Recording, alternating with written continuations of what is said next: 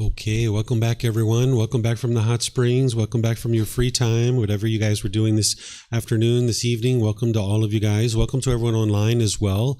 We're going to start our evening with some meditation, and you guys have been doing meditation with me now for a little bit, so you know I'm going to be starting with the chanting. Then I'll come in with the guidance. There's going to be that period of time where it's just quiet. We're all meditating together. Then we'll come out of the meditation with some more chanting. And then that's where I'm going to start today's class, or this evening's class, which is transforming the mind with understanding the three poisons of craving, anger, and ignorance. This is where we're going to broaden your understanding of what's going on in the unenlightened mind and really deepen it so that you'll understand more of what the problem is, that it's not just craving, desire, attachment. There's other things that are plaguing the mind, and this is going to help you to be able to understand that. And you're also going to understand the solutions here, because we're going to talk about the solutions of how to fix it. So if you'd like to join for meditation, you're welcome to take whatever position you like, seated, lying, standing. We even have walking, and I'll be teaching you guys that once we get to that point. And then afterwards, I'll move into this talk.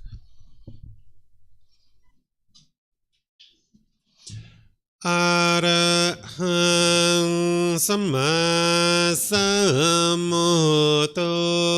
Bhagava Otang Mahakavanang Apivateyami Savakato Mahakavata Tammo Dhammang Namasami Supatipano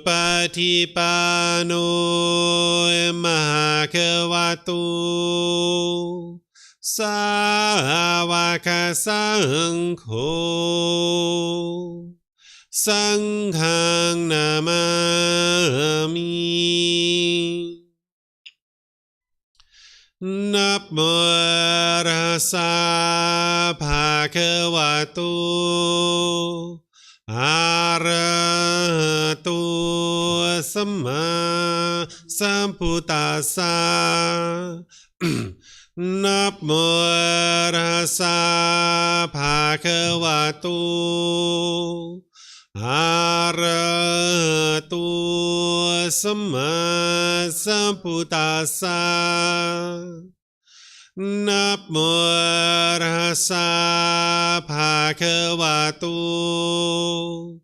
Arahato Samma Sambuddhassa Iti piso Bhagava Arahang Samma Sambuddho Vicacaranang Sammuno Sakato Rogavitu Anutero Purisa Dhamma Sati Satatawa Manusarang Bhutto Bhagavati.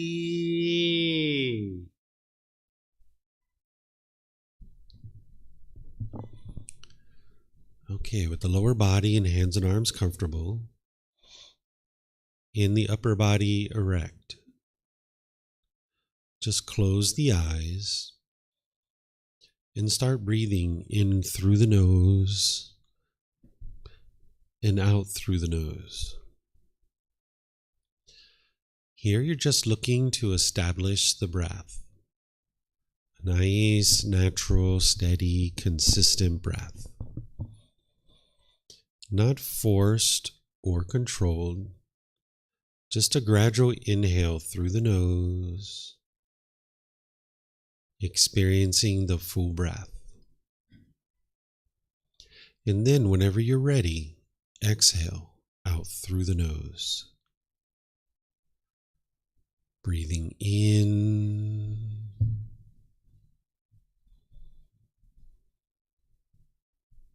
and out. Breathing in and out.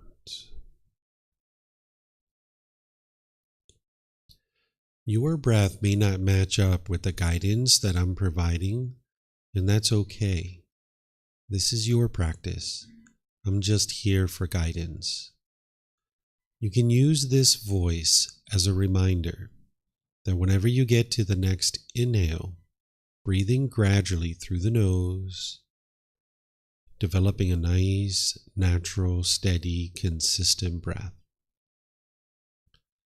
And then whenever you're ready, exhale out through the nose.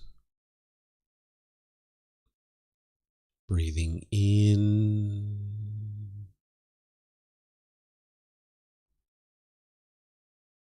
and out. Breathing in and out.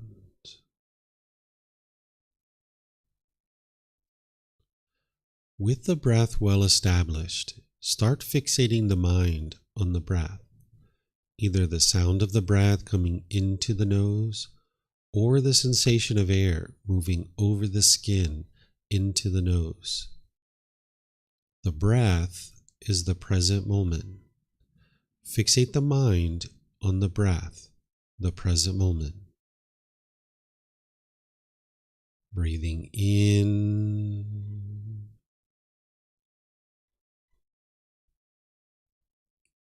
and out.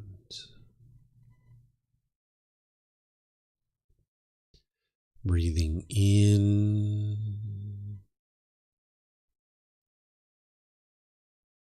and out. With the mind fixated on the breath, whenever you notice that it moves off the breath, cut that off, let it go, and come back to the breath, the present moment. No need to observe the thought, label it, judge it, analyze it, or even try to figure out where it's coming from. Whenever you notice that the mind is moved off the breath, cut that off, let it go, and come back to the breath, the present moment. Breathing in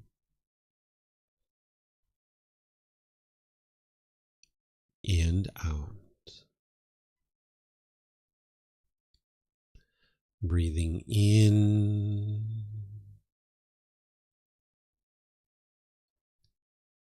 and out.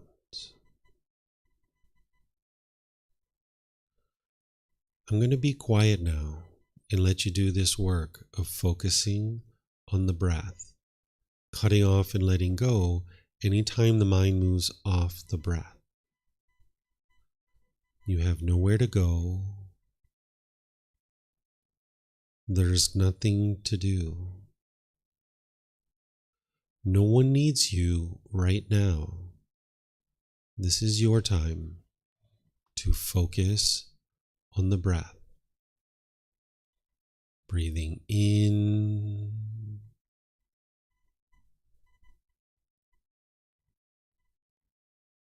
and out.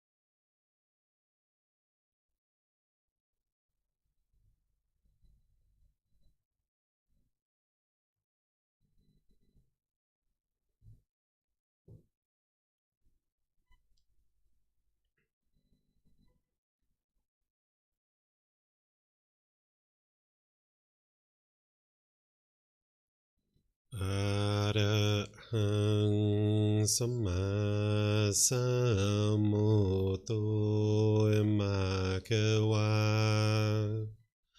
พุทธังภะคะวันตังอภิวาเทมิสวากขาโตภะคะวะตาธัมโมธัมมังนะมัสสามิสุปฏิปันโนภะคะวะโตสาวกสังโฆสังฆังนะมามินะโมตัสสะภะคะวะโตอะระหะโตสัมมาสัมพุทธัสสะนะโมตัสสะภะคะวะโตอะระหะโตสัมมาสัมพุทธัสสะนะโมตัสสะภะคะวะโตอะระหะโตสัมมาสัมพุทธัสสะอิติปิโสภะคะวะอะระหังสัมมาสัมพุทโธวิชาจารณังสัมมุโนสคาโตโรกาวิตุอนุเตโรปุริสาดัมมาสติสัตตาตาวามนุสนังโอโตภะคะวะติ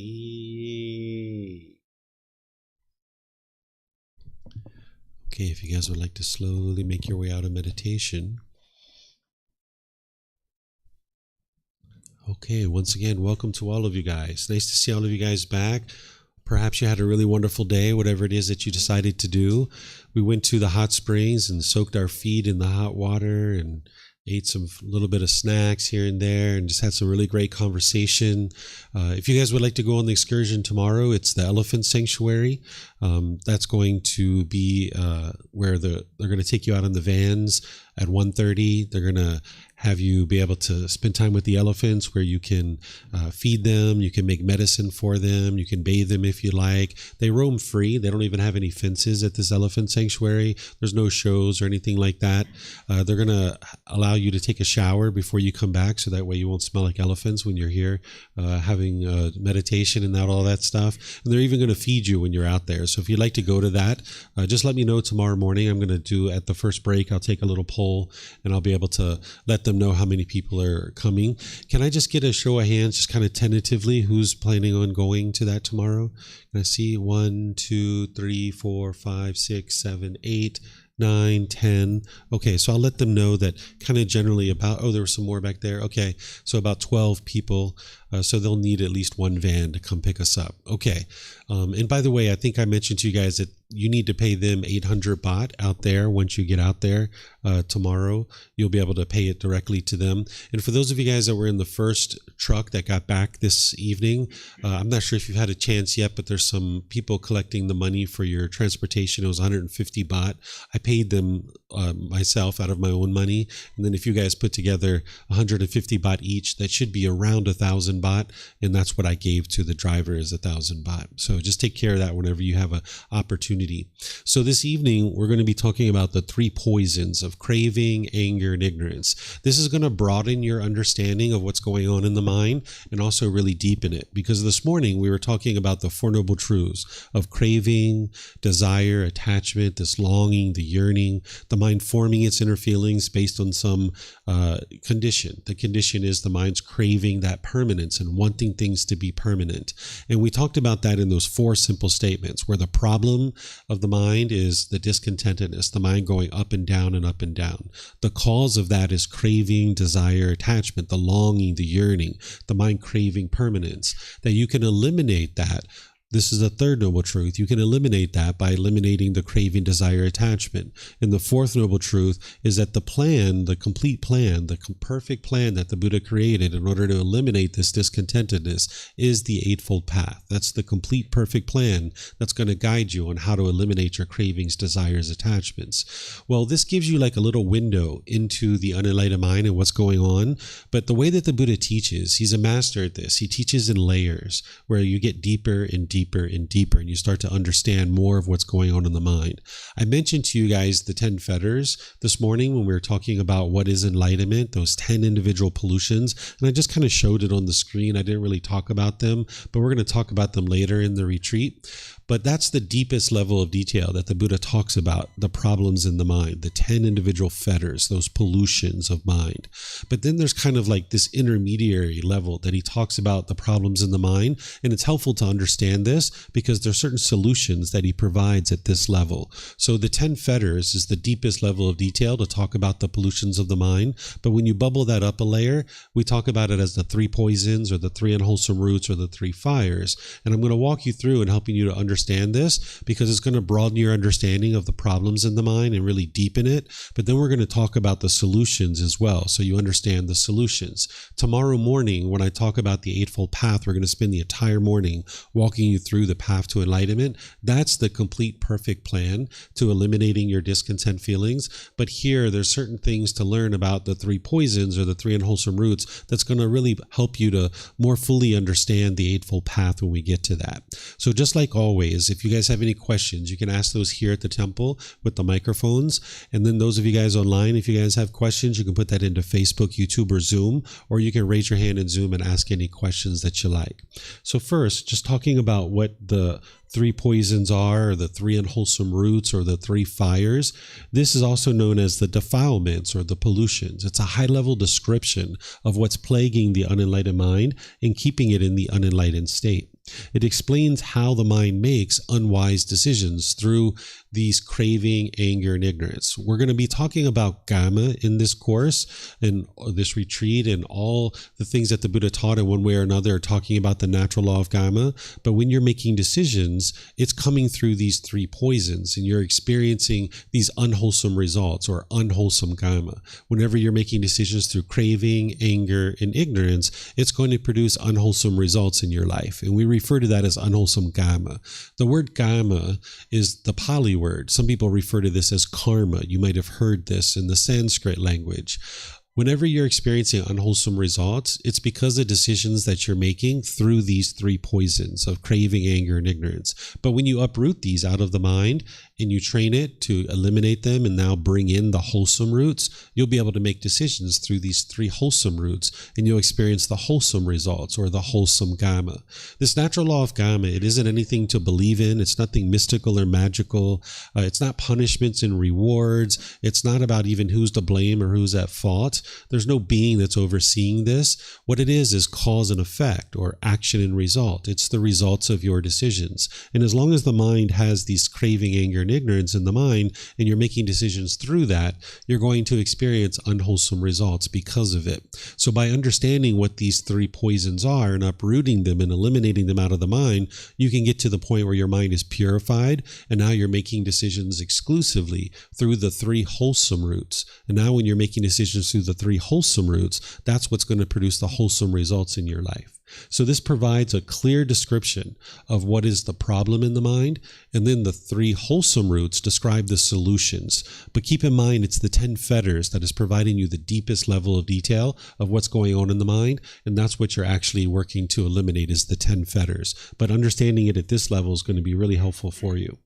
So first, what I'm going to do is I'm going to explain these three poisons or these three unwholesome roots from a high level. Then we're going to go into each one in detail. And as I go into each one in detail, then I'm going to explain the solutions. But first, let's just get the big picture view so that you understand. What craving is, sometimes referred to as greed or desire, this attachments, this wants, this longing, this yearning, this expectations. This is the mind chasing after the objects of its affection, wanting things to be pleasing, wanting these outside external things to be satisfying. And the mind chases after these things. It's like an unquenchable thirst that the mind thinks that something external is going to provide some lasting satisfaction. So it'll chase and chase and chase and chase. And I give you some examples of that this morning, where the mind can think like, oh, I know what I need to feel better and make my life better. I need more money. Let me chase after that for a while. So the mind will chase that for a while. And you'll get what you want, and you might get the money, and you'll feel happy for a period of time, but then it fades away because it's an impermanent conditioned feeling. That because the mind based its inner feelings on this money, you get happy when you get it, and now the mind experiences that happiness, but ultimately it fades away because it's impermanent. It's a conditioned feeling. But then the mind's like, I know what I need. I need a bigger house. Let me get a bigger house. I'll chase that for a while. And then again, you get that, you feel happy for a while, and then that fades away. And the mind's like, I know what I need, a boyfriend or girlfriend. That's what I need. I need a boyfriend or girlfriend. That'll make everything better in my life. Let me chase that.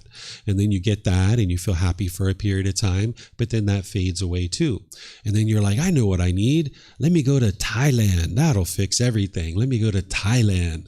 That'll fix everything. And now you chase after that for a while, right? And then you get that and you feel so happy, but then it's like, oh, I got to go back to my life back in wherever you're from. You're like, oh, I got to go back there. Oh, I don't want to go back there, right? So the mind just has these cravings, just thinking that it's this external things that are going to provide lasting satisfaction. So the mind chases it and chases it. It's like the next new shiny object waiting around the corner is going to provide some kind of lasting satisfaction. And if the mind gets what it wants, it gets those conditioned pleasant feelings, the happiness, excitement, elation, thrill, exhilaration, euphoria. But if the mind doesn't get what it wants, it gets the painful feelings like the anger, sadness, frustration, irritation, annoyance, guilt, shame, fear, stress, anxiety. These are very painful for the mind to experience. So that's where that anger is starting to arise. And when the anger is arising, this is where the mind becomes unskillful. This is where you might push somebody away, or you might push the situation away. You've probably done that. There's been probably certain family members or friends that you've pushed away out of your life, thinking that that was going to solve the problem. This is called aversion, where the mind falsely thinks that this external thing is causing the painful feelings, and you push it away, thinking that that's going to solve the problem. Or the second thing you'll do when this anger is arising is you'll be bitter and harsh and hostile towards other beings through your intentions, your speech, and your actions. And this is where you're damaging your relationships through your intentions, speech, and actions, being bitter and harsh and hostile towards this individual. And now that person might choose to leave out of your life because they're not interested in being around the bitterness and the harshness and hostility. Or the third thing you might do when you falsely believe that the problem is external is you might put your expectations on someone and try to control them and force them to do things your way. You've probably been in arguments where you've been trying to adamantly convince somebody that what they were doing was causing you to be angry and they needed to stop doing what they were doing, or else you were going to continue to be angry. So this is the unskillfulness that the mind has due to its anger arising. But that anger is actually coming from its craving. It's not coming from this outside thing. It's coming from the longing, yearning within the mind. So this craving and anger is in the mind and existing and causing this unskillful conduct because of this third poison or this third unwholesome root or this third fire. Oftentimes people refer to it as ignorance. I tend to like to use the phrase unknowing of true reality because this word ignorance is kind of like a derogatory word. It's a demeaning word, and the Buddha wouldn't have talked about people in that way, but people are translating this over from Pali over to English. So people are using this word ignorance. A better way to think about it is like misunderstanding or confusion or the unknowing of true reality, the lack of wisdom. The mind in the unenlightened state just doesn't understand what it doesn't understand. It firmly believes that this person is causing you to be angry, or this outside thing is causing you to be frustrated or irritated or annoyed. And that's because of its lack of wisdom of these natural laws and how the world truly works. It's having misperceptions and misunderstandings and confusion. So while we call it craving, anger, and ignorance, it's really because of the ignorance that craving and anger continues to exist in the mind. If it wasn't for this ignorance or this lack of wisdom, the mind would have already eradicated its craving and anger. But because it lacks wisdom and the mind just doesn't understand what it doesn't understand, the cravings continue to persist. The anger continues to persist. So this is why, like, if you have a lot of cravings, you might get what you want and you get happy. But if you don't get what you want, you get sad or frustrated, these painful feelings. And now the anger and the painful feelings comes in. And because of the mind's lack of wisdom, what it will do is it will crave something else in order to get back to something that feels somewhat comfortable. It's trying to get back to those pleasant feelings. So if you ever come home from a hard day at work and you picked up a drink or an alcohol or sex or shopping or gambling or something like this is the mind trying to get back to the pleasant feelings because it's in those painful feelings and it lacks the wisdom of how to actually solve this problem. And the only thing that it knows how to get back to something that's somewhat comfortable is to crave something else. It will crave to go shopping and buy something. It'll crave sex or alcohol or drugs or gambling or something like this. So the mind stays stuck in this continuous cycle. It craves, it doesn't get what it wants, it gets those painful feelings, and when it gets the painful feelings, it craves some more. And now it craves that, and it gets that for a period of time, but then the mind ends up right back in the painful feelings, and now it craves some more. And it just keeps staying stuck in this continuous cycle over and over and over again. And it's all because of this lack of wisdom, this unknowing of true reality. So that's why you've been guided from the very beginning of learning with me to never believe anything that I have to say, because belief isn't going to help you eradicate the ignorance. Well, you'll see the solution to the ignorance is to cultivate wisdom. And with belief, you don't know what's true or false. You're just believing it. You need to be able to get to wisdom in order to be able to cultivate the mind and train the mind to eradicate this. So there's antidotes or solutions to each one of these. So now what I'm going to do is I'm going to go through each one of them to help you understand the solutions and the antidotes. And if you'd like to talk more about the problems, we surely can. This first one, craving, sometimes referred to as greed or desire or wants or expectations, clinging, grasping, holding. This is the mind longing and yearning and wanting things to be permanent, holding on to things and wanting it to be permanent, looking for self-satisfaction externally. It's looking to be pleased. It wants things to be permanently comfortable and permanently agreeable. It wants things to be a certain way. And when the mind gets what it wants, it gets happy. It gets those pleasant feelings. But when it doesn't get what it wants, it gets the painful feelings. So because the mind is holding on and it's craving permanence, the solutions to this is training the mind to let go and not to crave permanence. So the breathing mindfulness meditation is helping you to do that. That's why you learned that this morning. And that's why we practice it all throughout these retreats and these courses. And you're going to need to develop a regular practice of this, where you're training your mind regularly to focus on the breath. And when the mind moves off the breath, you cut that off and let it go. You're not training your mind to eliminate your thoughts. You're training the mind to easily let them go, to cut them off and let them go. So in meditation, you're training in one way, which is to cut off everything and anything that comes up, because you're training your mind. But then in day-to-day life, you're only cutting off the unwholesome thoughts that are coming up. So if you're in meditation, anything and everything that's coming up, you're cutting that off because you're training your mind. Just like going to the gym, you're training your mind in a certain way. But then when you go outside, you're doing something completely different. It's like a professional athlete. If I was a pole vaulter, I would probably go into the gym and I would do weight training. I would do cardiovascular training. I would do agility training. It would look very different than my sport of pole vaulting. But then when I go out and I do pole vaulting, I'm doing pole vaulting. It looks very different in real life than what I'm doing in the gym. So it's the same thing when you're taking your mind to do meditation. You're exercising the mind, and you're exercising it to let go of anything and everything that comes up, realizing that you will have thoughts. Even an enlightened being has thoughts. So you're going to have thoughts during meditation, but you would like to notice them sooner and sooner and cut them off and let them go easier and easier. But now in day-to-day life, if you have the thought that you'd like to take your mom out to dinner, hey, that's generosity. That's a wholesome thought. You don't need to cut that off. Take your mom out to dinner if you'd like. Or you'd like to call up your friend and check in and say, hey, how you doing? How you been? There's no need to cut that off. In day-to-day life, you can go do that. You're not causing any harm.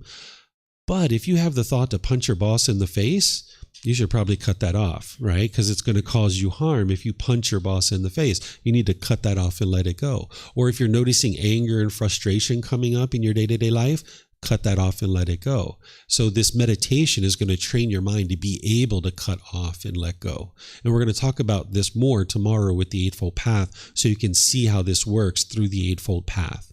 Then there's generosity. Generosity is also training your mind to let go.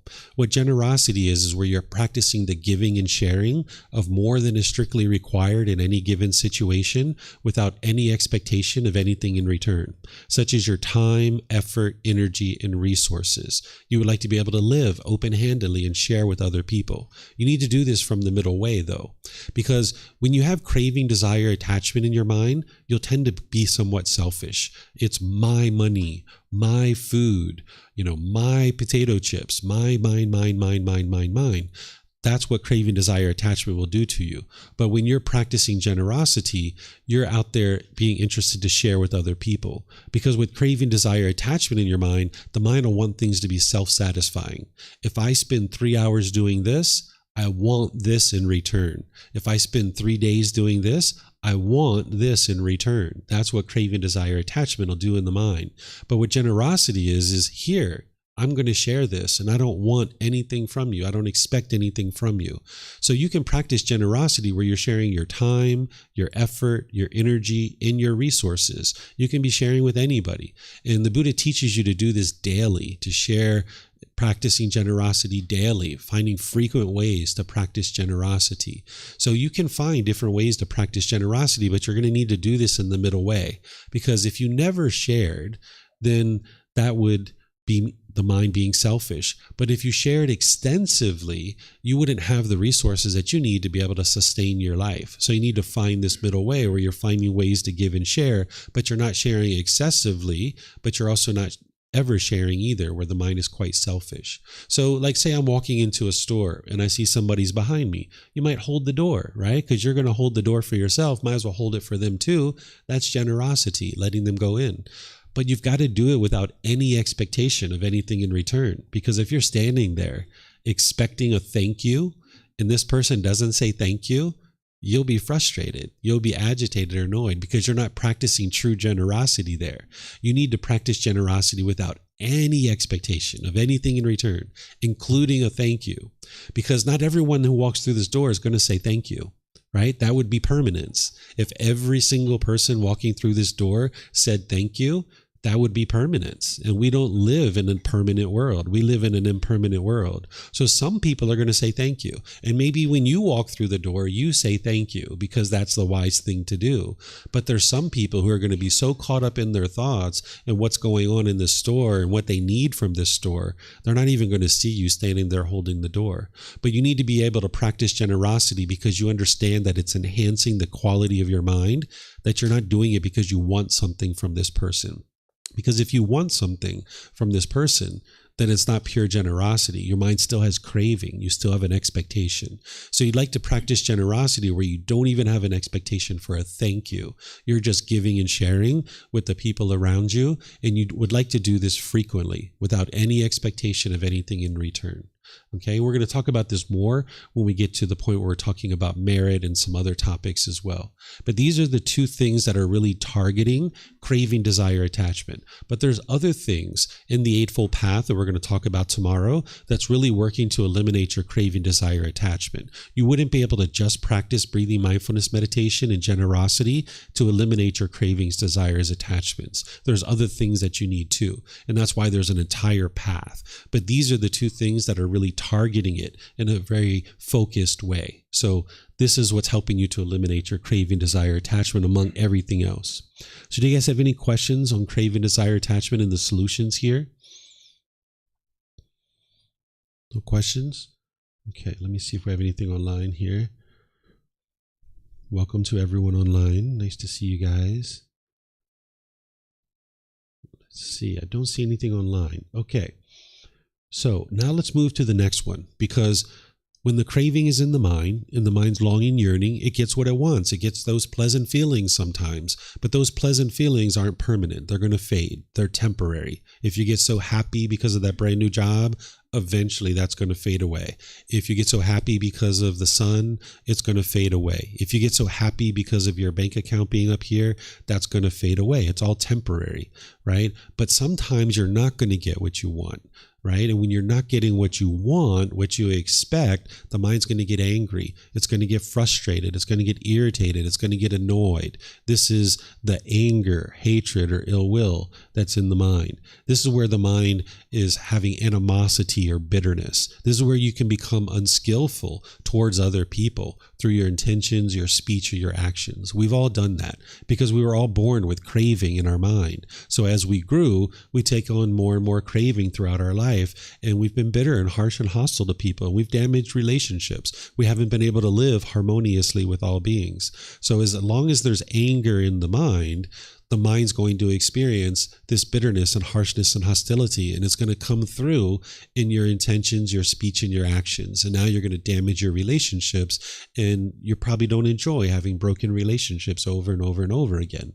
So you would like to be able to have harmonious relationships. But as long as this anger, hatred, and ill will is in the mind, you'll kind of look out at the world sometimes as like an enemy. Somebody's trying to get you, right? And you maybe have these ways where you're pushing people away, like the aversion that I was talking about, or maybe the bitterness and harshness or hostility, or putting expectations on people. Because that anger, when it's arising, it feels uncomfortable, and the mind's feeling those painful feelings, and it firmly believes that it's coming from this person. And you might even feel justified in being bitter and harsh and hostile with them, like they deserve it, right? But this isn't actually true. It's the mind itself that's causing this. It's the craving, desire, attachment. So as long as the cravings are in the mind, the anger is going to be there too. It's going to arise, and the mind's going to be unskillful. It's going to push people away. It's going to be bitter, harsh, and hostile, or it's going to put its expectations on people. And when the mind's being bitter, harsh, and hostile, it's almost like an animal growling and roaring at another animal, trying to fear it into doing things your way. Like a lion or a tiger or a bear, if it sees another animal, it'll growl and roar. We're human beings. We're not animals. But the unenlightened mind functions very much like an animal. But what the path to enlightenment is becoming a better and better human being, moving to this higher consciousness where we can evolve as a species. We can evolve as a human being, becoming a better and better human being where we can function with politeness, kindness, friendliness, and respect, realizing that the world is impermanent and not everybody's going to do things our way. If we crave and we desire for things to be permanent, when somebody's doing things different than the way that we would do it, you'll get angry, you'll get frustrated and irritated. But when you can understand that people are going to do things different than you, and that's normal, that's impermanence. That's not a problem. That's just impermanence. So the solution to this is to practice loving kindness meditation and loving kindness in your day-to-day life. Loving kindness meditation is a meditation I'm going to teach you in this retreat, where you're essentially rewiring the mind to be loving and kind towards all beings. You can have a genuine interest in seeing all beings be well. This is the exact opposite of anger, hatred, and ill will. So this meditation is like filling up your gas tank with loving kindness, where you have this genuine interest in seeing all beings be well. And then you can go out into the world, and through your intention, speech, and actions, you can practice being loving and kind with all the people around you. So you're going to need to rewire your mind here, because right now, depending on what your practice is like, when somebody does something that is different than what you would do it, your mind might be going down this well-worn path of anger and bitterness and hostility. You've got the bushes pushed back. You've got the grass worn out. You've been down this path many times, and you know where it leads. It leads to broken relationships. But now what you need to be able to do is get out your machete and break out this new path, kind of break through these new bushes, these new stickers, and create this new path of loving kindness. And if you go down this path, it's challenging at first because the mind's not used to doing that. It's not used to understanding this anger that you're experiencing is coming from your own mind. The mind's used to blaming it on other people. But with right view, you can start to understand more and more that it's your own mind that's causing this anger. And now it would be unwise to go down this path of anger because that's going to lead to broken relationships. Instead, you get out your machete and you break through the stickers and the branches and all this kind of stuff, and you start forging this new path. As you get going down this path enough times, eventually this becomes the well-worn path. And this path overgrows, that your mind doesn't even go down that path anymore because it's not possible to go down that path. You've essentially rewired the mind.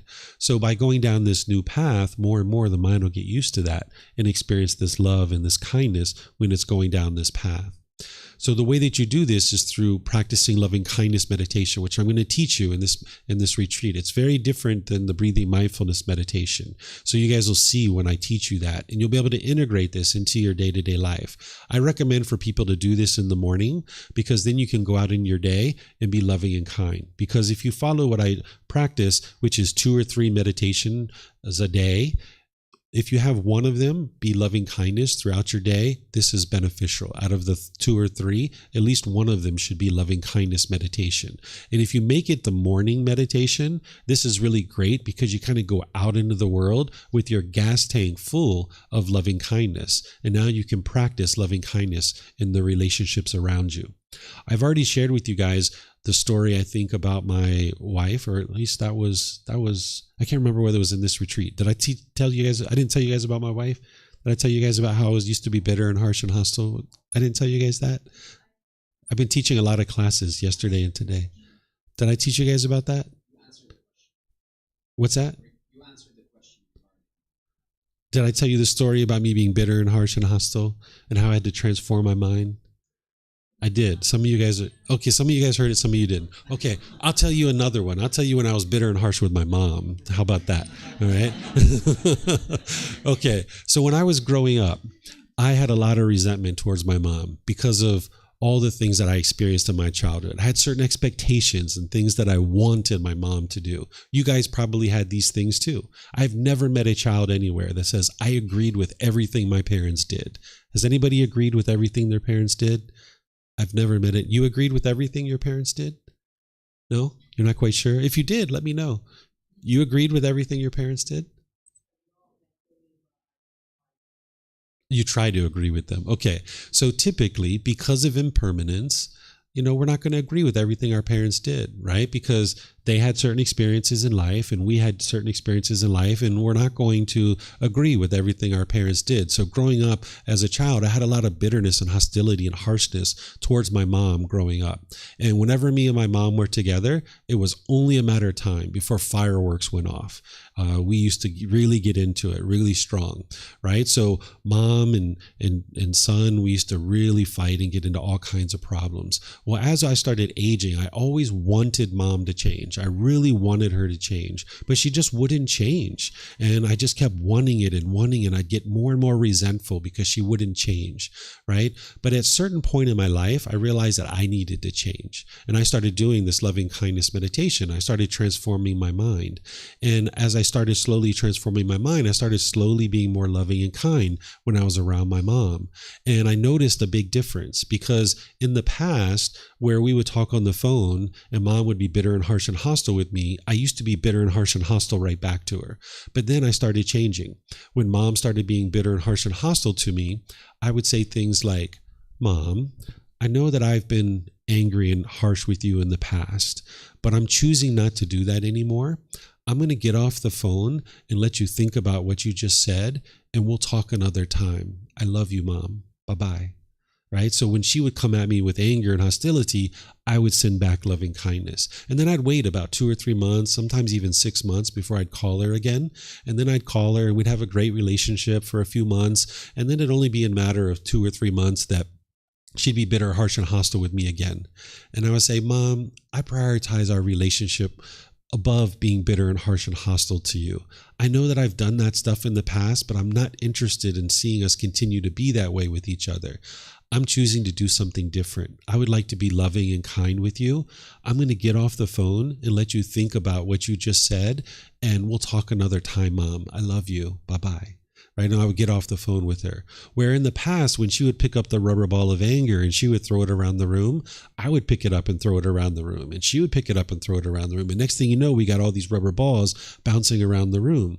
But what I started doing after practicing loving kindness meditation is when she would pick up the rubber ball of anger and throw it around the room, I would just watch it lose its energy and it would roll into the corner. And I didn't give it any more energy. And then it would extinguish.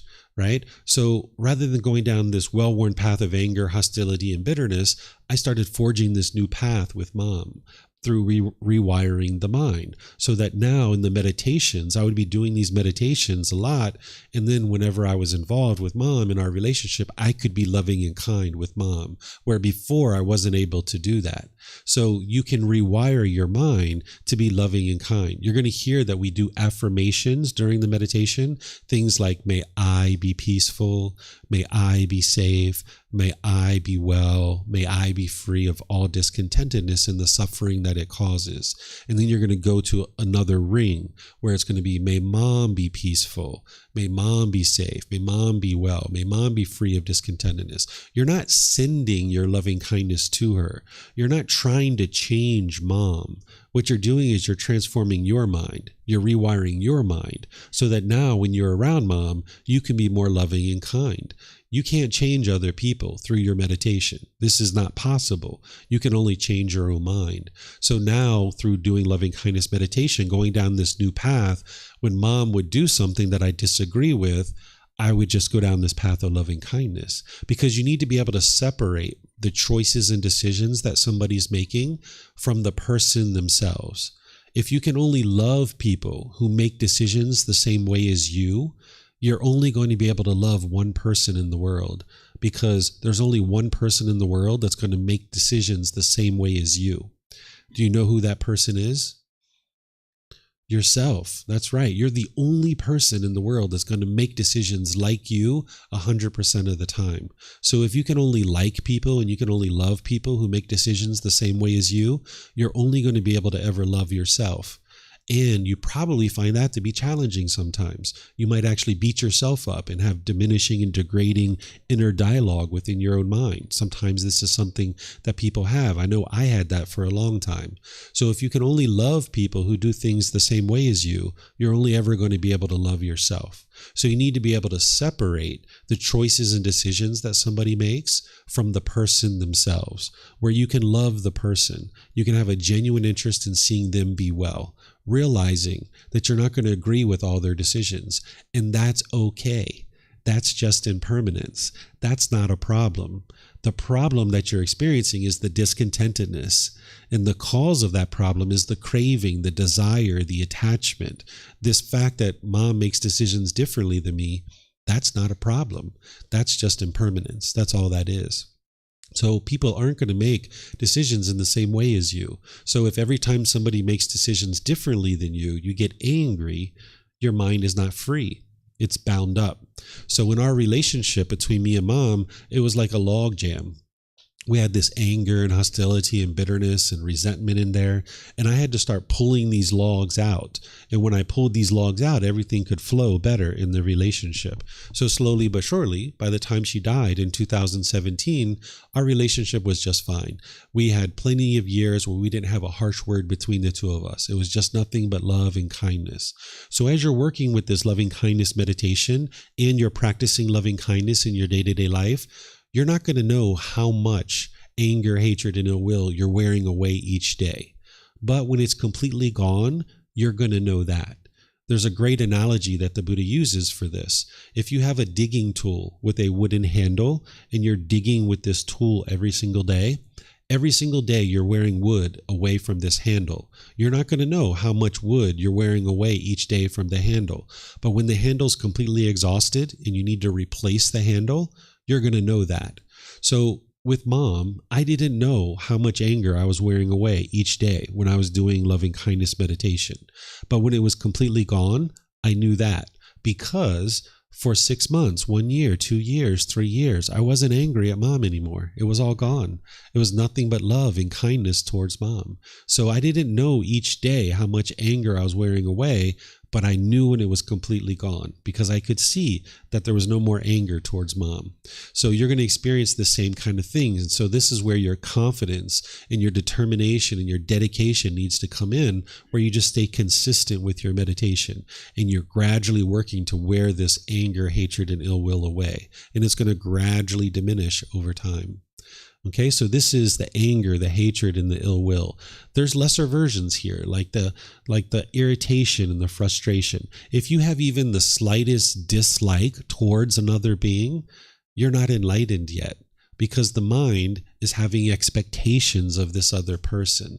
This is why the mind is having dislike, because I want this person to be a certain way, and when they do things that way, I like them. But when the mind isn't experiencing that, you don't get your expectations fulfilled, you dislike them.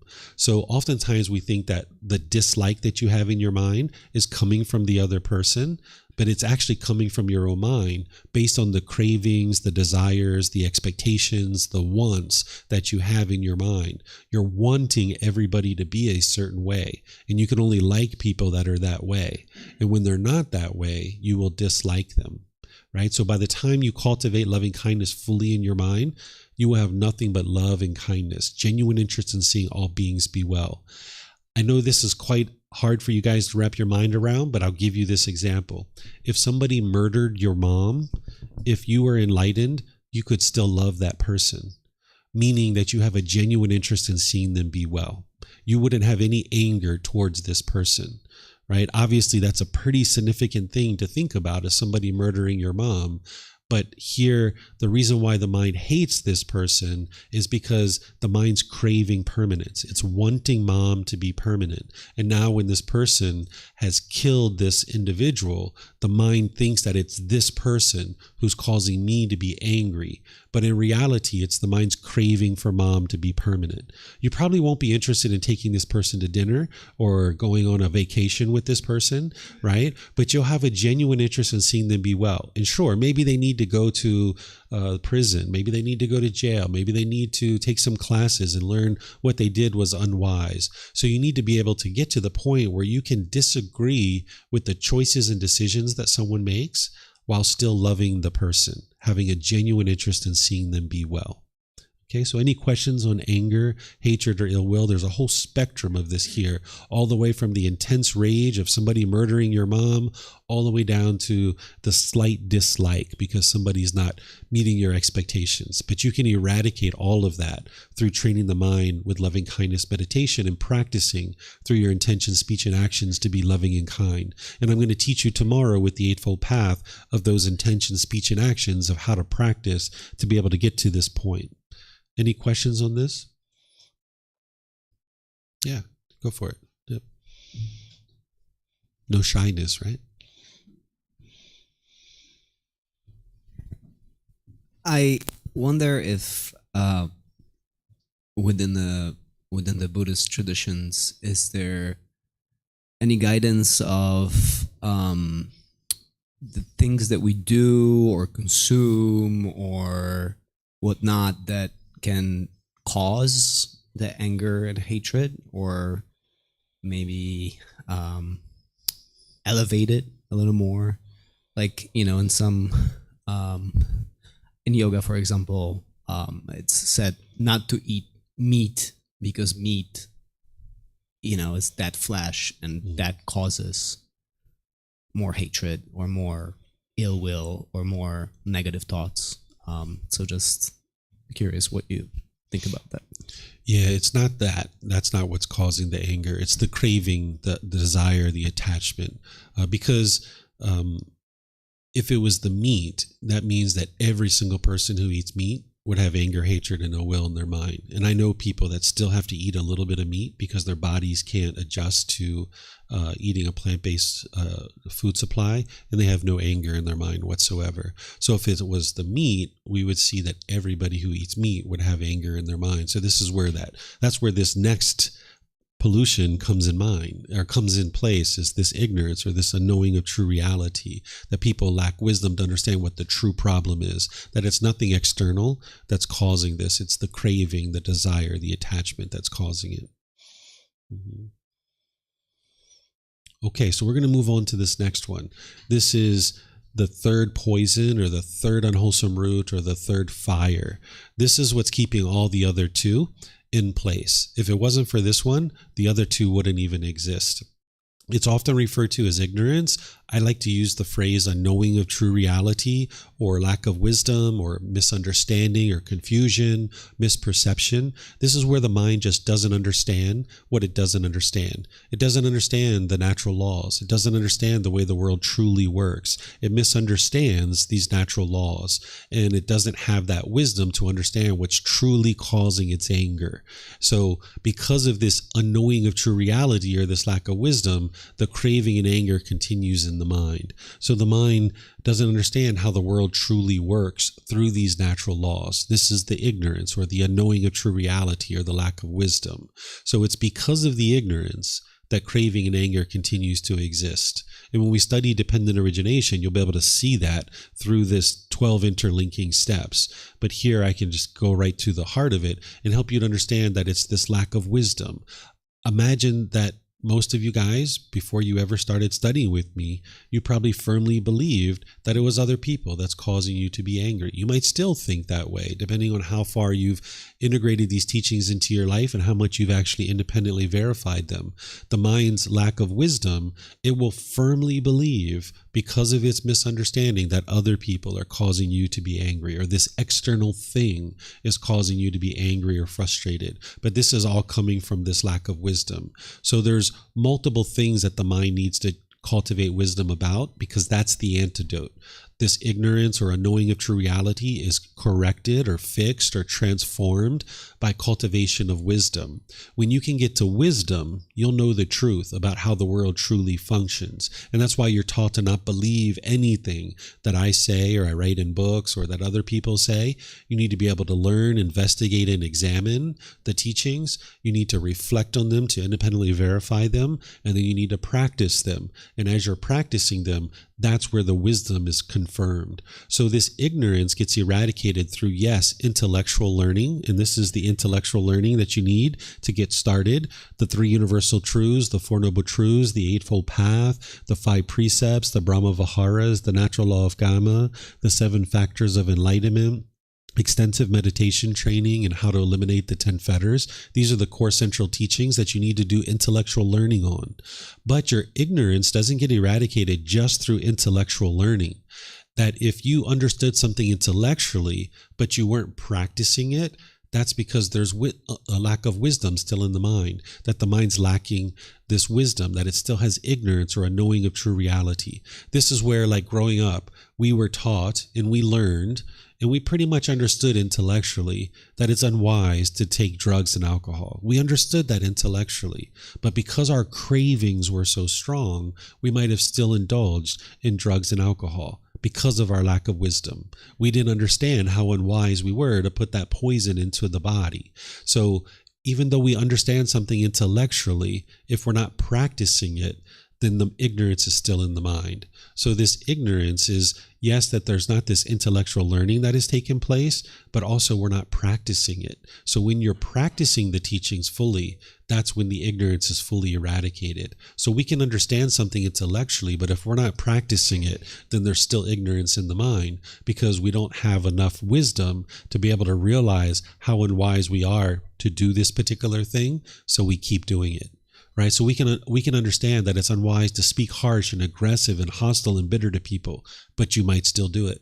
because of the lack of wisdom, because those cravings take over, that anger takes over, but it's all coming from this lack of wisdom, this ignorance, that the mind hasn't arisen enough wisdom to do the intellectual learning, to do the reflection, and to do the practice. But when you integrate these teachings fully into your life and you fully eradicate the ignorance, the mind will actually be enlightened. And this is how Thai people know when somebody's enlightened and when they're not, is they can see it based on your practice, the way you interact with people. They can observe your mind and they can see whether you're actually enlightened or not. And other people know how to do this too, but this is how it is done, because if somebody still has ignorance in their mind, they'll still be bitter and harsh and hostile and aggressive, and they'll still experience frustration and agitation and annoyance and these other feelings. But when you can observe the mind, your own mind, or you observe somebody else who's calm and peaceful and gentle and warm and polite and respectful in all situations, you don't even see the slightest annoyance in their mind,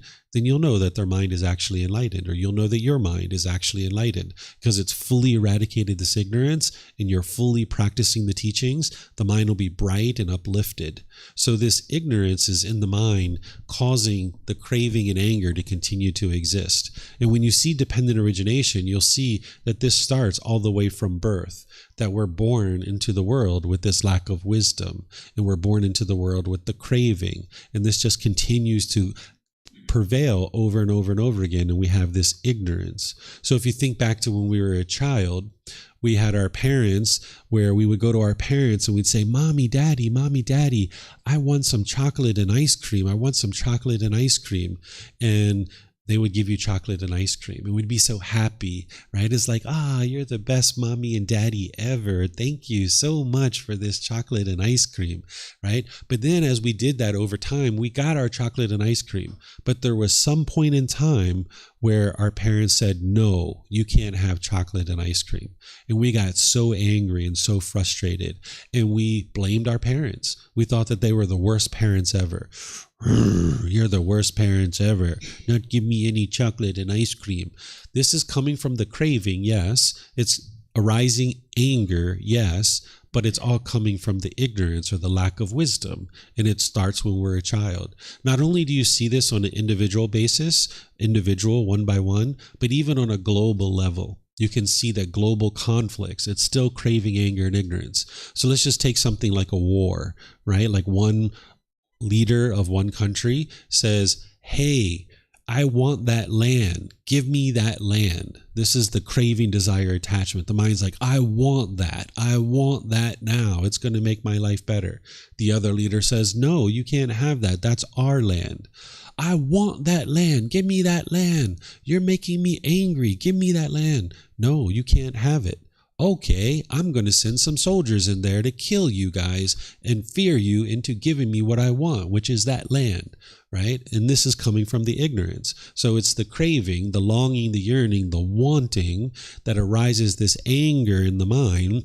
Now the mind is going to push people away. It's going to be bitter, harsh, and hostile, send those soldiers in there, or put the expectations on someone. And where it's all coming from is this lack of wisdom, not understanding that going off into the world and killing others is only going to produce harm and destruction. So this is, even global conflicts are spurred because it's individual human beings that have craving, anger, and ignorance in their mind, and they're making decisions through this craving, anger, and ignorance. Okay, so do you guys have any questions on this? Yep, come, you guys can get some mics. I saw Zazil, you have a question? So the Buddha says there are no external factors that can suffering, but he also talked about Mara. So is Mara real, or it's just a projection of his own mind? So Mara is a formless being. In some traditions, they might refer to this being as the devil or Satan. And the Buddha talks about this formless being of Mara that can influence your mind. Mara can't control you to do anything. But just like a friend could influence you to do something unwise, Mara can do the same thing. It's a real being. It actually exists. This being can influence you to do things, but it's ultimately your choices of what you do. By the time you get to the jhanas, those preliminary phases that the mind experiences before it gets to the first first stage of enlightenment, Mara won't influence you anymore, because Mara has essentially been blindfolded, where Mara knows that you have too much wisdom at that point, and this being won't try to influence you any further from that point forward. So this being can't force you to do something. It's still your own craving, anger, and ignorance. But when you get enough wisdom in your mind, Mara won't try to influence you anymore. So it's your own craving, anger, and ignorance that's still leading to your unwise decision making, and that is leading to your unwholesome results or your unwholesome karma. But just like a friend can influence you to do unwise things, Mara can do the same thing. And like why Mara is influencing people to, I don't know, to do unwholesome things? Like, is he like winning something like doing that? Because this being has craving, anger, and ignorance in their mind. They're craving for the world to be in calamity. And now this being has all this anger and ill will towards beings, and it has this ignorance, this unknowing of true reality. So because this being is unenlightened and it has craving, anger, and ignorance in the mind, it wants to influence the world to become a worse and worse place. And some people might say they're doing a pretty good job at it. So he like enjoy seeing unwholesome things, or? Yeah, that's the thing with ill will, right? If somebody has ill will towards another being, if that person suffers, then that person enjoys it, right? Because they're getting their craving fulfilled, because they have a craving for this being to experience calamity. And now with that ill will and that craving, when this happens, now this being experiences happiness and joy because of that. But it's craving and anger and ignorance that's causing all that. Okay, and is it like, is he or she, I don't know how to call Mara. The Buddhist says that it's a male. It's a male, okay. Yep. How can something shapeless, formless can be male? Each consciousness identifies typically with a certain gender. Nowadays, we have beings that don't identify with either gender, but there's typically certain qualities that we might consider to be masculine or feminine, and it's all based in the mind. It's not based on the body. This is why we have transgender individuals who their sexual organs on the body are over one gender and the mind is of a different gender, because the gender is typically determined within the mind. It's not the body that determines it. So even as a formless being, they have a certain consciousness, and the gender is in the consciousness. It's not the physical body that determines the gender. Okay. So what are the qualities that makes Mara a male? When I had interaction with this being is very strong, very forceful, very aggressive. And I think those are the qualities that we typically associate with a male. Doesn't mean that a woman couldn't be that way, because she certainly could. But we typically associate that with masculine qualities, is that aggression and the forcefulness of a masculine qualities. But of course, there's women that have those same qualities too. So that's what I think. But you know, the Buddha never talks about how to determine masculinity or feminine qualities, but that's just kind of my experience. Okay, so how powerful is Mara? In my opinion, very powerful. This being influenced me many times to do unwise things, and there was one significant thing that it influenced me to do one time, and eventually I snapped out of it, and I was able to fix that particular thing. But it's quite powerful. And as you have more and more pollution in your own mind, this being is actually even more powerful. So if you have a lot of craving, a lot of anger, a lot of ignorance, this being can influence you more significantly than someone who started to eradicate that. That's why by the time you get to the jhanas, this being can't influence you any longer. But if your mind is heavily polluted, it can influence you more directly. And times when like you haven't had much sleep, or you're not taking care of the body and the mind is deteriorated, this being can influence you, and it's more easily to influence you. But at the end of the day, it's still your decisions that are leading to any result that you're experiencing. This being can't make decisions for you. It's still your decisions. Okay. And Mara, I had one more question. I think I just forget about it. Sorry. Okay, thank you, David. We can come back if we need to. I remember. Okay, thank you. Mm-hmm. I have a question about all those three together. would you say, or did you see when you teach people about that some people had like a bigger attachment to greed or a bigger attachment to hatred, or to ignorance? Like there are people, depending on what they were doing in their life, depending on their skill set, the things that they're surrounding themselves with, that they had different ones. And did you maybe see like, oh, this person was thinking they were maybe greedy or not in anger? However, they were, then if they were doing the work and putting the hours in, that actually they saw, oh my God, I was actually a angry or greedy person, even though they thought in the beginning was the opposite. Yeah, people can have different amounts of these. The attachment, it's not that they have an attachment to these things. The attachment is the craving, desire, attachment. So they can have a larger volume of craving or a larger volume of anger or a larger volume of ignorance. And each person's a little bit different depending on what they've done in their life, and even also what they've done in previous lives too. So if we've learned and practiced these teachings in previous lives, when we're in this life, we'll tend to have less craving, anger, and ignorance in this particular life. So this craving, anger, and ignorance can be eradicated through the things that I'm teaching you here. This is the way the Buddha targets them. But some people learn a little bit about these things in other ways, and they can come to the path with different degrees of pollution. This is why it's not possible to predict for each individual how long it will take you to get to enlightenment. Sometimes people ask me, like, how long will it take me to get to enlightenment? Well, it all depends on how much craving, anger, and ignorance somebody has in their mind. And then it also determined based on how much dedication and determination somebody has to be able to make their way to enlightenment versus, someone who's studying deeply and meditating consistently versus someone who's not maybe as diligent in their studies and practicing the meditation. So you do have people that have different degrees or different amounts of this, and you can see it in when you're talking with people, when you're interacting with people, when you're understanding things that are going on in their day-to-day life. You can see these kinds of things. People who have a lot of strong emotions, there's a lot of craving, anger, and ignorance. Just everything in their life is just always falling apart, all kinds of problems, all kinds of calamity in their life. It's because of craving, anger, and ignorance. But there's other people that are fairly peaceful, have a pretty decent life. They just have a couple of things they need to work on. The Buddha describes this as someone who has very little dust in their eyes.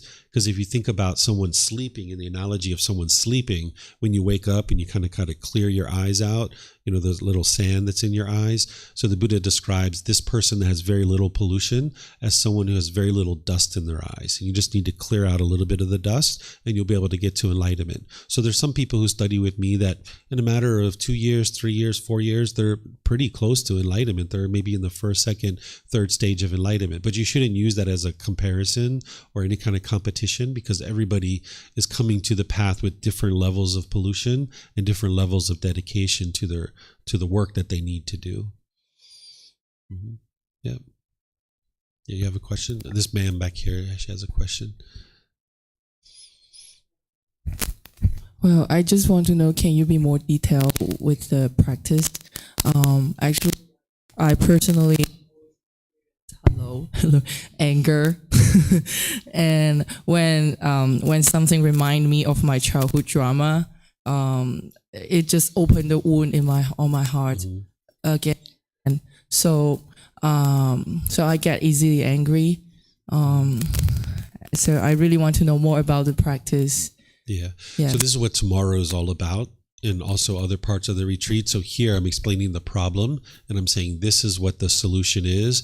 But then tomorrow I'm going to go through all the detail of each individual step of the Eightfold Path. And then we're going to even be spending a whole hour discussing and doing loving kindness meditation so you can see what you need to do to uproot these out of the mind. This is more like an informative talk to help you understand what is the problem and what are the solutions, just giving you a little bit of detail. But then tomorrow is where I'm going to go in and actually show you how to do it on a day-to-day basis.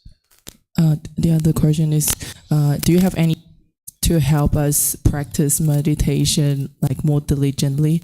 Because I understand it's from my heart, the anger. It's just I'm not practicing meditation so much every day. So I feel a bit guilty, but in the same time, I really want to improve. Yeah, this is all coming from the mind. the ability to be dedicated and committed to your meditation is to eradicate complacency and to arise what's called the enlightenment factor of energy. Enlightenment factor of energy is where you have dedication, motivation, enthusiasm, a willingness to do something, that you take initiative. Unfortunately, there's no magic button to press. You've got to arise it in your mind. You've got to pull up the boots. You got to put on your socks. You got to be like, all right, I'm going to meditate today and let's do it.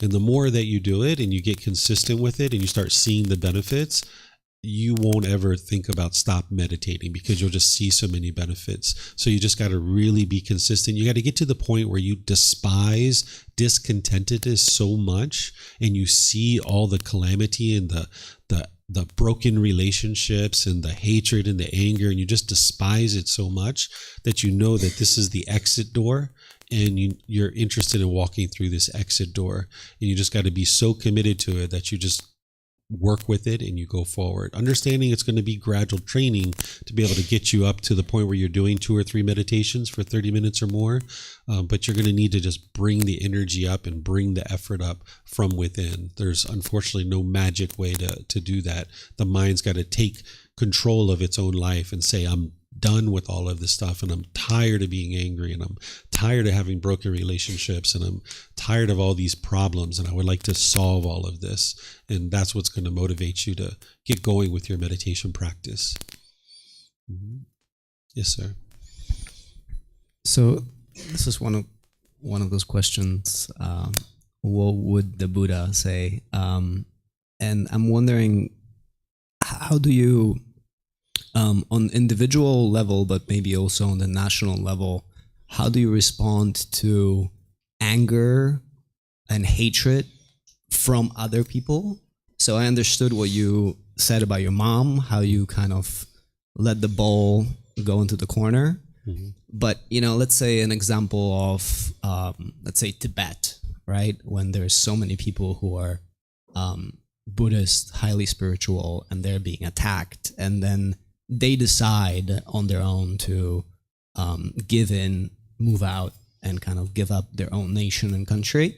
And now they are living, with peace and not exercising that hatred. But now maybe the whole nation is struggling for generations to come, So, how do you respond to hatred from others? Yeah, the way to respond to hatred from others is just don't give it any energy. Just walk away from it. What we tend to do is we tend to react in situations in the unenlightened state. We'll react through our craving, anger, and ignorance. But what you would like to do is respond. And sometimes the best response is just to walk away. So I think I gave you guys the example where just the other day I was riding down the road on my motorbike and I changed lanes and somebody just started laying on the horn behind me. This wasn't a Thai person, but they were just laying on the horn and honk, honk, honk, honk, honk, honk. And I just kept on going in the lane. And then finally I got up there and they were kept honking and honking and honking. And they pulled up alongside of me and they rolled down their window and they were gesturing out the window and pulling in front of me and all this kind of stuff. I just let off the accelerator, right? Because I would like to distance myself from this person as best as possible, get as far away from this person as possible. So for me, if someone's putting anger towards me, I just distance myself from it, right? Because there's nothing you can do when someone's mind is angry because you're not causing the anger. So there's nothing you can do to fix it. It's that person's craving, desire, attachment. Sometimes when we have a relationship, like I used to do this all the time. When my wife would get angry, I used to run to her and try to solve her anger. I'd be like, why do you have to be angry? Can't we just be friendly? Like, why do you have to be like this? Like, come on, let's just talk nice to each other. Stop being so angry, right? You can't fix somebody else's anger because you're not causing it. So the best thing you can do is just step away from it. And that way, that person can deal with their own anger. And now, if it's someone like my wife, then I could go back around her in a few hours or a few days, could spend some time with her. Now, of course, now she's completely peaceful and happy all the time and joyful all the time. But back then, that's what we used to do. But whenever you're around somebody who's venting anger at you, you know that you didn't cause it. It's their own mind that's causing it. So you just get away from it. There was a person online just probably like 3 or 4 days ago that they posted in our Facebook group, and it goes into a queue, and I deleted it. and it gives you the ability to put feedback. And on our Facebook group, it's only questions from students, and any other posts are deleted. And it's very clear in the description of the group, in the rules of the group, in the group announcements. It's very clear that this is the case. So when they submitted this post, I checked off the rules that they didn't follow, and I clicked decline, and it sends the feedback to them and shows them these are the rules that you didn't follow, which is this Facebook group is for students to learn, and they can post questions to ask questions, but this person was posting all this other content, right? And then they posted something else, and then I declined that one, and then I suspended them from the group, which means they couldn't post for like 7 days. And this person starts sending me private messages, and they're upset and they're angry and frustrated. My posts have been approved in 100 Buddhist groups, and why can't I post in your group? And da da da da da. They're craving, right? They're so angry. Then he goes onto my personal profile and he starts, posting comments in there and saying all these bad things. I just blocked him, right? That's what that's for. You just block, right? And just maintain your joy, right? And I just deleted all of his comments, just blocked him. I didn't even reply to his personal messages because there's nothing I'm going to say that's going to change his mind. In his mind, I'm bad, I'm horrible, I'm a terrible person because I deleted his comment. But what it really was he wasn't getting his craving fulfilled. He had a craving to post in our Facebook group. He had a longing, a yearning. And when he didn't get it, his anger arose, and it came from his ignorance. So I know that I didn't do anything there, and I know I can't fix this person. So I just delete, block, done. Move on to the next thing, right? So this is what you would like to do in all situations. You go out on the street, somebody's yelling and hollering and screaming at you, just walk away. Right? But if there's ego in the mind, you're going to want to stand and fight. Who are you to talk to me like that? Right? Come on, we need to fight. No, just walk away. What if someone would enter your house? Yeah. Take over your space. Yeah. So for those of you guys online, he said, what if somebody entered my house? What would I do? Right? So in this situation, if somebody came into the house, if I could, I would get out. I would just leave. I would go call the police. They have the tools and the techniques to take care of this person. If they would like to break something or steal something, go ahead. It's just a material object. I'm going to keep this body safe, right? But if I was backed up against the corner and that this person was coming at me, then I'm going to use whatever force I need to stop this harm from coming to me. And I'm going to try to do the least amount of harm to this person as possible. But nonetheless, if this person is harmed in the process, that's their karma. They're coming at me, trying to cause harm, and now harm is coming back to them. So that's why if I could, I would get out. But maybe you look outside your house and there's a gang of people out there and you can't leave out of your house. So maybe you're backed up in the corner, and that's where you would like to stop this from occurring, so you cause the least amount of harm as possible. Because this loving kindness that I was talking about, it starts with you. You need to have loving kindness for this being.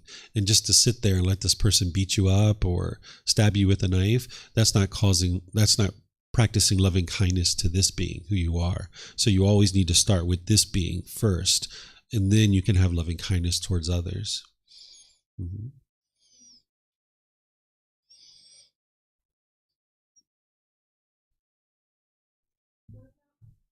What about on a global politic level? What advice do you have where it's not the same as it's just one person, where they're spun up with the anger and it can just be diffused by walking away, and it just diffuses on its own in the corner? Mm-hmm. Whereas now with the internet, you can walk away, you can have your own peace, but they're just spinning and spinning and spinning more and more and more. And in some ways it feels irresponsible to walk away and have your own peaceful haven. Why is it irresponsible?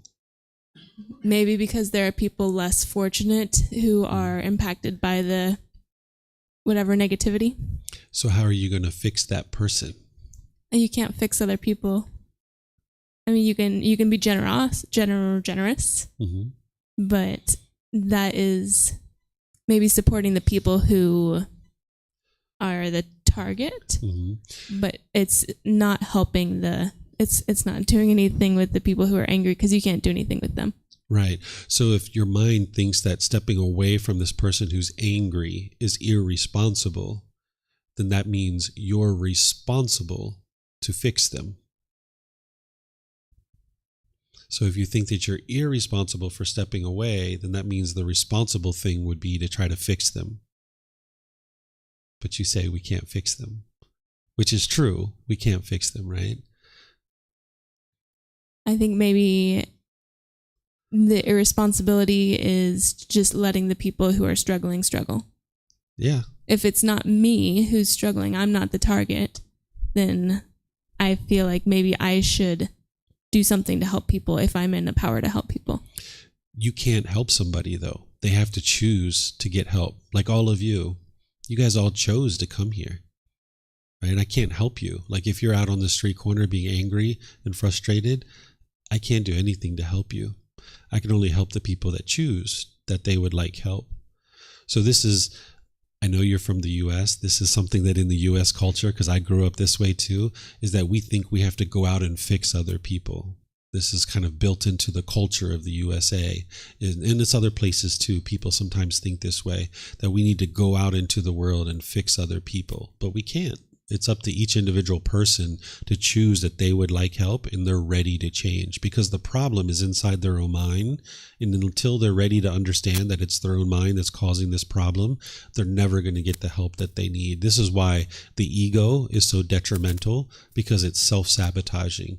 The more that the ego and the arrogance is in the mind, the more that person needs help, but they won't get the help, because they think that they're right and everybody else is wrong. So in a situation where you have a group of people that are angry and bitter and hostile and harsh, you're not responsible to fix them. In fact, you can't fix them. It's not possible. But if somebody says, hey, I would like your help, sure, I can help you. I'm more than willing to help you. But I can't actually help this person until they've decided that they would like help. And now I can help them.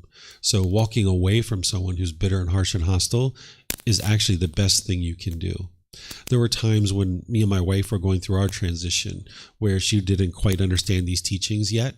And she was so angry and so frustrated, and she was yelling and hollering at me and saying, you keep making me angry. You're making me frustrated. You're doing this, you're doing that. And I would be in her room and I would say things like, oh, it's me that's causing you to be angry? Okay, well, if it's me that's causing you to be angry, when I leave, you won't be angry anymore. And then I would just politely walk out of her room and I would why her. And then, of course, she would sit there for the next several hours still being angry, right? And then she could see that it was her own mind that was causing her to be angry, because it wasn't me. Because if it was me, when I left, she wouldn't be angry anymore. So it's the same thing as if this person's angry and you stick around, they're just going to keep attributing their anger to you. But by you stepping away, they can see that they're causing their own anger. And now at some point, their mind might open up to the possibility of, hey, I would like to get help from that person. That person who's always so peaceful, and every time I get angry, they're not angry back. Maybe I can get some help from them. But you can't help somebody until they choose that they're ready to get the help. And then that's when you can actually help somebody. Mm-hmm.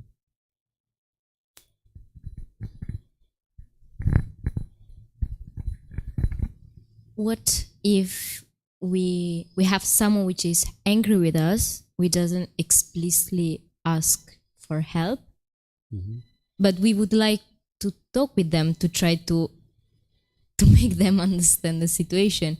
Because if we don't talk with them, they're still angry with us, and potentially they ruin a situation which could be nice if they would just listen. But it's like I should try to talk, even if I was not asked for help, to try to explain at least, like not to convince, but to explain. Like, can I do that? Or it's trying to hold on a situation which is going to end. Because like I have a very loving like friend of mine. We really care about each other, but she keep blaming me for doing things that I think I didn't really do. I just think she blamed me because I'm not behaving as she want me to behave. Yeah. But she never asked for my help. Yeah. If you go in with unsolicited guidance, this is your own ego saying, I know what's right. This person's doing something that's wrong. Let me step in here and teach this person what they should or shouldn't be doing. This is unsolicited guidance, and it comes from the mind's ego. And now this other person's ego, their ego can rise up, and now it's just two egos clashing up against each other. One of the things you're going to learn tomorrow, if you're here in the morning, it's called the 5 factors of well-spoken speech, where the Buddha gives you the natural laws and how it would be wise to speak to people. And one of the things he says is that you should speak at the proper time. What you should say is true, gentle, beneficial, and with a mind of loving kindness. I'm going to go through this tomorrow and explain it in detail. But speaking at the proper time is making sure that, of course, you're not interrupting other people. That's one. The other aspect of speaking at the proper time is that your mind is ready to talk, because if you're frustrated, if you're angry, if you're irritated, it's not the proper time to talk, because that's all that's going to come out of your mouth is anger and frustration. But also the third aspect of speaking at the proper time is making sure the other person's mind, that it's the proper time for them to talk. Because if they're angry and bitter and harsh, they're not hearing anything you have to say, and you're not going to really be able to help them in the way that you might be interested to help them. So if you don't have craving, desire, attachment within your own mind to do something right now, you can just delay, you can step away. So in cases where I was helping my wife, I knew that her anger was impermanent, and it was only a matter of time before I was able to help her learn enough of the teachings that it would all get eliminated and she could train her mind. So I was patient. There were times where I would step away from her for 3 days or 4 days and let her deal with something that she was working on and frustrated about. And then I would come back to her and I would start talking to her a little bit. Sometimes even a week or so, I would step away. So you need to be able to not have craving yourself to hurry up and fix this problem. I need to hurry up and fix it because I don't feel good, because I have these painful feelings, because you have painful feelings. That's your attachment. That you're angry, so therefore I have these painful feelings because I want you to be well. This is your own craving and attachment to this other person. But when you get rid of that attachment to the other person and you're like, they're angry, I didn't cause it. They're just going to be angry. They're going to have to deal with that. So they have to kind of hit rock bottom and experience enough anger and frustration that they're ready to do something about it. And you being in there with their anger, it's kind of like jumping into the quicksand and trying to help them get out of the quicksand, right? That's not the best way to do it. The best way to do it is to step away, let them realize that they're in the quicksand, and now they're like, hey, I need your help. Okay, sure, I'll help you out of the quicksand. It's kind of like a wild animal. If you've ever seen any videos where a wild animal is like trapped in a trap, when the human goes over to try to help the bobcat get out of the trap, the bobcat is trying to, slash the human because it doesn't want this human to help it. It doesn't realize it's trapped in this trap. And even though the human's trying to help this bobcat, the bobcat is constantly trying to hurt the human because it doesn't realize this human's trying to help it, right? This is the way an angry person functions, is they're so angry and they're so hostile and they're so bitter. When you go over to try to help them, they don't realize you're just there to help them. So you got to let them calm down and let them realize that they're in a trap. And now a few hours later, a few days later, a few weeks later, now you can come back and help them if they're open to it. But just going in with unsolicited guidance or going in when they're angry isn't going to produce the beneficial results that you're looking for. So if you get rid of your attachment and your craving, you can just know that this person's angry. They're going to need to be angry. And when they're ready for help, I'm here to help them as much as they would like. Is it not selfish to let the person stay in their anger? Because I see the potential of this person to stay angry all life. Like I don't see the potential of this person to be able to manage their feeling with more quietness, like calmness. Mm-hmm.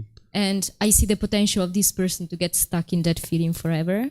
Mm-hmm. And I feel like a bit selfish to step away from this friendship. You can't fix that person. That person has to decide that they would like your help. If they're not interested in your help, you can't help them. It's just not possible, right? So if, for example, my sister, sometimes she has some challenges and I see that she's got challenges, and I've mentioned to her on more than one occasion that, hey, the Buddha has some really good teachings that would help you with that. Just not interested. she's going to have those problems, right? So I love my sister. I care about my sister. I care about everybody. I love everybody, right? But if that person's not willing to listen and learn, because in order to get out of this anger, think about the number of meditations you have to do. Think about the number of classes you need to come to. Think about the number of times that you need to open a book and read a book and talk with a teacher and consult with a teacher. If they're not willing to take the very first step of just, hey, can you help me? They're not ready yet.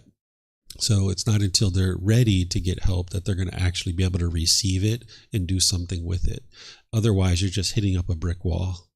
And you're just wasting your time. So go help somebody that's willing to receive your help and has asked for your help, because then you know you're working with somebody that'll truly do something with that wisdom that you're trying to help them with. You're welcome. Okay. Any other questions here? Yeah. So as matter exists, is there another being that matter influence people so they do unwholesome things? Is there a being that influence people to do wholesome things? Yes. Oh yeah. What's the name? In the teachings of the Buddha, he refers to this being as the great Brahma, and we would refer to this being as God. Oh, so God influenced people to do wholesome things. Oh wow. And there's also heavenly beings as well. There are other beings. There's heavenly beings that influence people to do wholesome things. Yeah. So also, it's not just Mara. Are other beings that are trying to influence people to do unwholesome things? Yeah, there's hell beings and afflicted spirits as well, which are like ghosts. But remember, none of these beings can control you. It's your decisions. But there are beings that are looking to influence wholesome things, and there's beings that are looking to influence unwholesome things. So their interest is just, it doesn't go beyond and do wholesome things or do unwholesome things. It's just that? No, it's very specific things that sometimes this being God and these heavenly beings, they will try to influence you to do wholesome and wise things, but whether you choose to do those things or not is your choice. They're not going to force you or control you to do it. So if you've ever had the thought like, I would like to really do this, of course, sometimes that's your thoughts, but sometimes it's these other beings that are influencing you as well.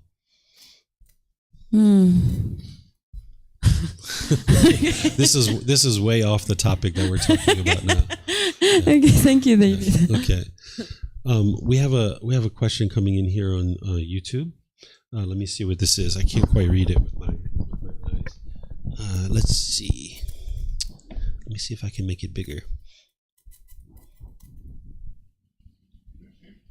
Okay, Fabi, how can one be not frustrated when the neighbors are several nights a week loud and you won't be able to sleep, and you talked already with them and asked to keep it down? Okay, so this situation is the mind craving permanence, right? The mind's craving for things to be a certain way, and it's wanting the sound to not exist. And now when the mind's not getting what it wants, it gets this anger and this frustration. So the way that you solve this is getting rid of the craving, desire, attachment, right? Now, this is an unfortunate situation, and that's why we would like to go talk to our neighbors, have a good relationship with our neighbors, help them to understand that, we need to be able to get some sleep. But it's not going to solve the anger, because if you go to a hotel and you've got somebody next to you that's loud, you're going to be angry and frustrated there too. So getting rid of your craving, desire, attachment to be able to be peaceful and joyful in all situations doesn't mean you just sit there and, 3 a.m. in the morning, the music's blaring, and now you just sit there and just kind of sit with that. You have choices to make. You can go over and talk to, let's say for this example of the hotel or your neighbor, you can go talk to them, but you would like to do that with a calm mind, with a peaceful mind. If you're angry and frustrated because your craving isn't being fulfilled, you're going to be unskillful in that situation. So this problem is not the music. The problem is that the mind is having this discontentedness. The cause of that is the craving, desire, attachment. So you would like to get rid of your craving for wanting your environment to be a certain way. But then, of course, you can make wise decisions to try to create an environment where you do have the ability to sleep. And that's where you need to have a good relationship with your neighbors and talk with them. So there isn't a perfect solution, because if your neighbors are doing this, obviously they have craving, anger, and ignorance in their mind. But you're going to need to get rid of your craving in order to be able to go talk to them in a polite and kind and friendly way, because everyone in the world isn't going to do things your way. And you're going to need to be skillful when you talk to people to see if they would be understanding enough to be able to help you to not play the music. One of the things that you can do is you can practice these wholesome roots. Let me just move us forward to the summary that I have here. The unwholesome roots are craving, anger, and ignorance, is what we've been talking about. Greed, hatred, and delusion, and desire, ill will, and confusion. The wholesome roots are generosity, loving kindness, and wisdom. Those are the exact opposites of craving, anger, and ignorance. So if I had a neighbor that was playing loud music, one of the first things I would do is the next day, I would go out and get a big bowl of fruit or chocolate or flowers, and I would go over and give this to the neighbors, practice some generosity. Say, hello, neighbor, how are you? How are you guys doing? Here you go. Nice to meet you. Whatever. No expectation of anything from them, but just practicing generosity. Now in our conversation at some point, we'd be like, hey, you guys sound like you're having a lot of fun last night. How are you doing? Like, what was happening? They're like, oh, did you hear us? Oh, yeah, I heard you guys. Sound like you're having lots of fun. I was trying to get a little bit of sleep, but I wasn't able to because of the music that was going on. But man, that was some good music. Good choice of music, right? You got to be funny with them and have some good times. And they're like, oh, I'm so sorry. We didn't mean to do this. I'm so sorry. It's okay. I understand. You guys were probably having a good time, right? So you're going to need to work this out in a skillful way. And you would like to practice generosity. You'd like to practice loving kindness, being loving and kind with them. And where this is coming from is your wisdom of the natural laws, where going over to your neighbor and being bitter and harsh and hostile isn't going to work. So if you try to do this, where you practice generosity, loving kindness, and wisdom multiple times, maybe 2 or 3 times, and let's just say they're still being like this is where you're going to need to take it to the next step. This is where you might need to think about moving to another location. You might need to involve like a city government and ordinance that they're breaking, or police, or things like this. That's where you're going to have to ratchet it up. But that's not where you're interested in starting. So you'd like to start with the generosity, loving kindness, and wisdom.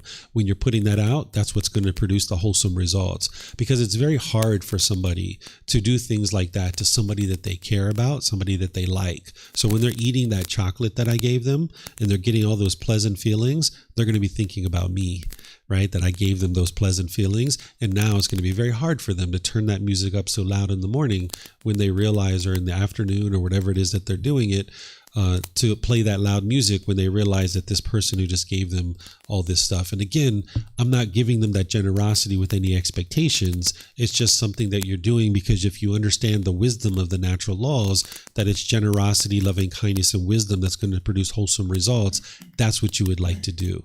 If you go over there with craving, anger, and ignorance, you're going to experience unwholesome results because you're being bitter and harsh and hostile with them, and it's just not going to work. So you would like to convert your mind over to this generosity, loving kindness, and wisdom, and that's what's going to produce the wholesome results. And where you need to, you can ratchet it up to other situations with like a government or police or things like this if you really had to. Okay, let me see if we have any other questions. I don't see. Oh, Janae has a question. Go ahead, ma'am. So I had a question on if you can explain the difference between like intellectual knowledge and wisdom. Sure. When you know something intellectually, it's something that you've studied and you've learned, like maybe in a book or in a class like this. You guys are getting lots of intellectual understanding by just being here. You're getting lots of knowledge, but it's not wisdom until you've independently verified it and you've actually practiced it and you see that it actually works. So that's where the wisdom is. And when you see the truth for yourself, that it actually works, and you know without a shadow of a doubt that this is the wisdom of the natural laws. So when I teach like the 5 factors of well-spoken speech, you'll learn that intellectually tomorrow, and then you'll reflect on it and you'll be like, yeah, that would be really great if I practice that. But then when you actually practice it and you see all your relationships cleaning up and you see the harmony in your relationships, then you'll have wisdom and you'll know with 100% certainty that these are the natural laws. And this is where your mind becomes unshakable and it's steady and it's stable, that you know something with 100% wisdom. It's 100% the truth because you verified it through learning, reflecting, and practicing, and you see the truth 100%. That's the wisdom. Versus knowledge is just something that you know. You haven't actually tested it to be able to see that it's true with 100% certainty. Okay. I don't see anything else, no? Okay, so tomorrow we're going to be starting off our day with meditation, just like we do each day. So I'm going to be starting off with teaching you guys walking meditation. This is that meditation that's really helpful if you have an overactive mind, if you're falling asleep, or things like this. So I'm going to teach it to you, and then we're going to actually do it together. Then I'm going to spend the entire morning on the Eightfold Path, and we're going to take a break as well, so you guys have an opportunity to take a break, but we're going to go through step by step using the original words of the Buddha, all of the Eightfold Path, so that you guys can learn that. That's the path to enlightenment.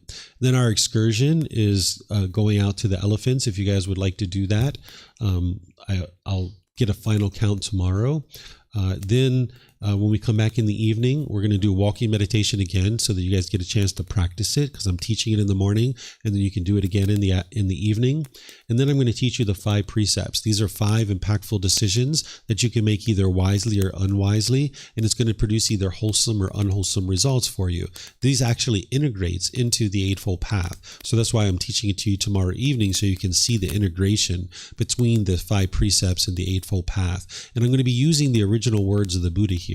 So if you learned that the Buddha taught no killing, no stealing, no sexual misconduct, no lying, and no intoxicants, this isn't the words of the Buddha, and the Buddha doesn't teach that way. That sounds like a bunch of rules and commandments. It sounds like black and white. He's going to give you so much more illuminating language than just that. So I'm going to show you the words of the Buddha and walk you through, and I'm going to show you how to apply it in your day-to-day life, so you can see day-to-day decisions that you have to make of how to apply these precepts in those day-to-day decisions. So thank you all for attending so far. Thank you for anything you're doing here to help take out the trash or sweep the floor or any of these kinds of things. Thank you for being kind and polite in the temple, because, you know, monks live here, and as we leave out, it's kind of nice that we keep our voices a little bit low because they're looking to fall asleep and kind of end their day. So thank you guys for respecting the space. Thank you for respecting each other, getting to know each other, and thank you for all your questions and your interest to learn. So if you're interested to learn more, I'll be starting tomorrow at 9 a.m. Have a very lovely and wonderful rest of your day. Take care. Sawadee Kap. Sawadee Kap.